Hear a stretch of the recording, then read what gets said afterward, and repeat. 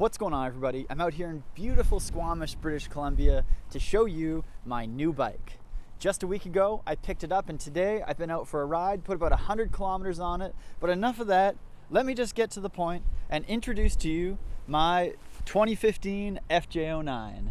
Man, it's been a long hunt looking for a bike, but I couldn't be happier with this bike. I've ridden it now for about 100 kilometers, and this thing rips, man. It's so fast, it's so torquey. The FZ6 had all that top end, but this has most of the top end the FZ6 had, but just so much more mid-range. It's so fun.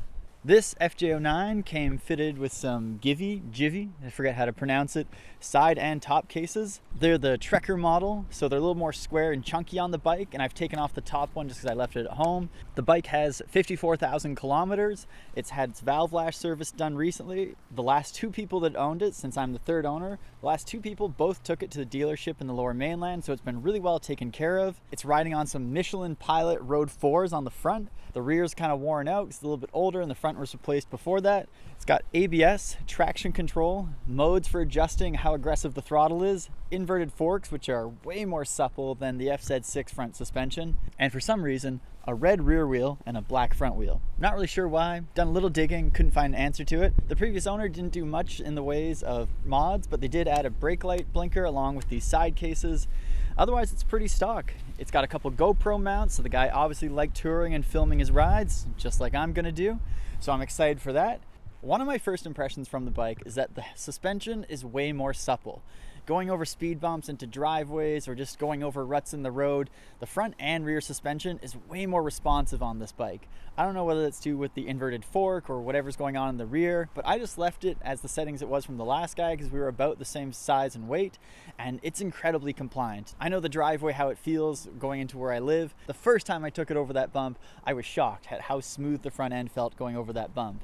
So the suspension blew me away at first, and then the brakes feel really good. They engage really well. I mean, the FZ6 brakes were nothing to whine about, but they certainly weren't anything to write home about. These just have a little more bite. They're radially mounted calipers, so they just got a little more bite, a little more top end, and if I was a moto journalist, I'd say, they could probably use some more, but they're very good in my opinion. The seating position is quite upright. I've heard people describe it as it's a sport bike from the hips down, and it's a touring bike from the hips up.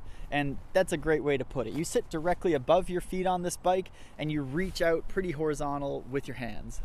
Some things that are initially bothering me with the bike is the position of the mirrors. They're just a little bit close to your elbow so that you see a lot of elbow, even though I've adjusted them and kind of dialed them as best I can. I have seen people doing little extension arms here to push the mirror further out so you get more angle around your elbow. So I plan on installing that. I need to adjust the lever on the rear brake because my toe has to really push down to get down to the braking point, and these boots don't really help me do that.